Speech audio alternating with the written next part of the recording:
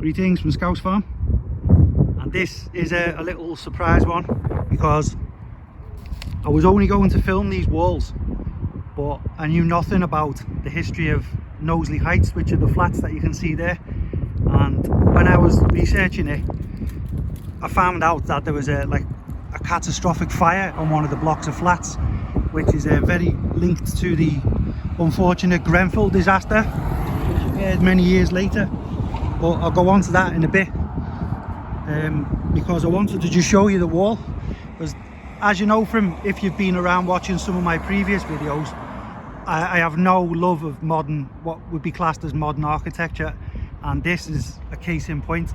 The flats themselves I just think are of no architectural merit, but there was a designer called Anthony Holloway who created what's been known as the Huyton Wall, because this is at the top of Liverpool Road in Huyton, heading in towards Knowsley village. And he was quite famous for a lot of designs. I think he had some work in the Manchester Cathedral and around that area, and he was known to have made a few sculptures, some stained glass windows and things like that. Some of them are even grade 2 listed, and unfortunately he passed away on August 9th the year 2000. But he was the designer responsible for this retaining wall that you can see in the background, and it is at the top of a hill and it's called Knowsley Heights, so you can imagine there's a lot of wind. So I'm doing my best to not walk out onto the main road, but I will have to go out there just to show you the other side of the wall. But I'll do my best to cover the mic to stop as much wind noise as I can. But apparently these Knowsley Heights, there was 3 tower blocks, and they're a 60s construction, and I think circa 1965 they were put here, but one of them has been pulled down, and I'm not too sure if it was the one that was affected by fire. But from the quick bit of research I've done, because as I say, I didn't think there'd be anything to say about it, I was just gonna come and film the wall, but I imagined someone would know who the designer was. That's what I was looking for, to find out who made this wall that you're gonna see in a minute. But there was a fire that engulfed one of Knowsley Heights, and that was on the 5th of April 1991.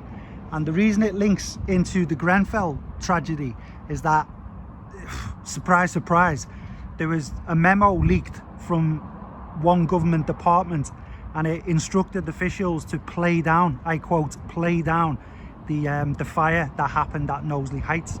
And that was in large because it was experimental cladding that they put around the outside of these blocks of flats, and there was a little gap between the cladding on the inside and the covering on the outside. And long story short, what happened was there was some rubbish piled up next to the bin store at the bottom of one of the blocks, and some kids set fire to the paper and the cardboard, and the fire shot up a gap, like a 3.5 inch gap between the internal cladding and the external cladding, and it just climbed all the way up and covered the inside of the block of flats, and it went up there in like 10 minutes or something, and miraculously everybody got out. So I think there were 60 flats in there, or 60 people, one of the two at the time, and everybody got out unharmed, which is an absolute miracle. And one of the firefighters did remark that when they were trying to douse the flames, it was doing nothing because the fire was inside. So they were hitting the water jets on the outside of the cladding, but the fire itself was inferno, going up the gap between the combustible, which was apparently not combustible, but it obviously was because it went on fire. Excuse me. And there was nothing he could do. They just had to let it burn out, which is again another example that lessons were definitely not learned. And this was 1991, and after that it went into a state of investigation. But then on the 11th of June 1999, Garnock Court in Irvine in Scotland, which was a block of flats similar to these, they also had experimental cladding, and a fire happened there. The same thing happened again in 1999, and unfortunately on that occasion there was one fatality in that block of flats. But for the wall, the research I've done on the wall, I want to thank Dr. Uzo, who's a YouTube channel, I just stumbled across him taking some pictures and doing a video of the wall, and I'm going to walk you over now and give you a close look. You can't go in there because of the railings, but I'll zoom in as best I can and try and keep the wind off the microphone. So it is 7,000 square feet of cast concrete, and they were originally built as a retaining wall, and Anthony Holloway, the designer, has decided to make them look quite pretty, and I've always, when I drive past, noticed them and thought, yeah, they're brilliant. Why can't more developers do that when they're building things that are not very pretty to look at, like the flats you can see in the background? But these, I'd say, geometric shapes are imprinted on all of this concrete, and I think it was built as social housing, but it definitely is now.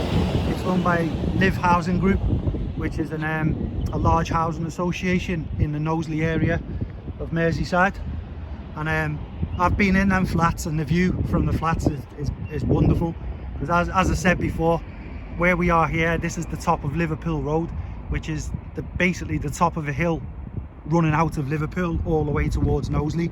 So when I walk you around now to the front and go onto the road, you can usually see all the way down on a clear day right into in towards Liverpool town and over to the Welsh Hills. But I just want to take you around the front and show you a bit of a closer view of these walls, because as you're driving around coming down Liverpool Road from that direction, you start to see them from quite a way away. Some more unusual clouds there. So let's get you around and show you the front. And there's another modern-ish building, but that's much more modern than the flat you're going to see now. And as soon as it's turn the corner, the wind's howling down, so I'm not going to keep you long here. I just want to see if we can get a close-up of some of the taller structures at the front.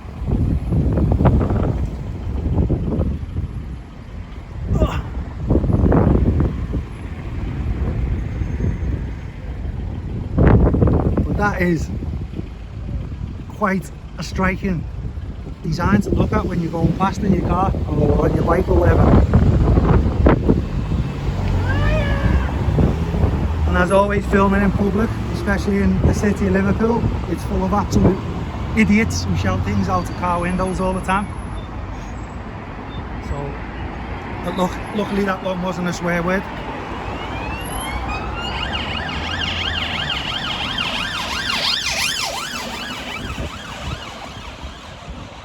What an absolute beautiful wall to look at when you're driving down.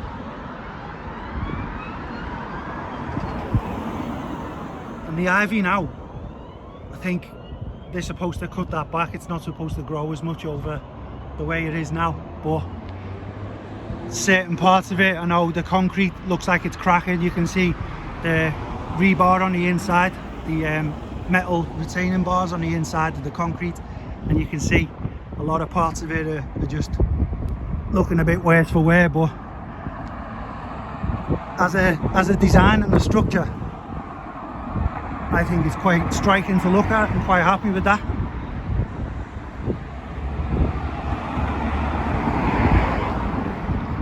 And I will leave a link down below for anyone who wants to do a bit of further reading, because I knew absolutely nothing about the fire in 1991. And there is a copy, a photograph of that memo I mentioned before. Some government department sent to tell people to, or tell other members of government departments and the local council not to make too much fuss about the fire that happened, because no doubt they were worried about the funding to do all this experimental cladding. And we have heard government cover-ups in and around that time under that government before for certain other tragic events that happened. So if you do want to read up on it, I'll leave links down below to some articles and a bit of the investigation into the fire itself.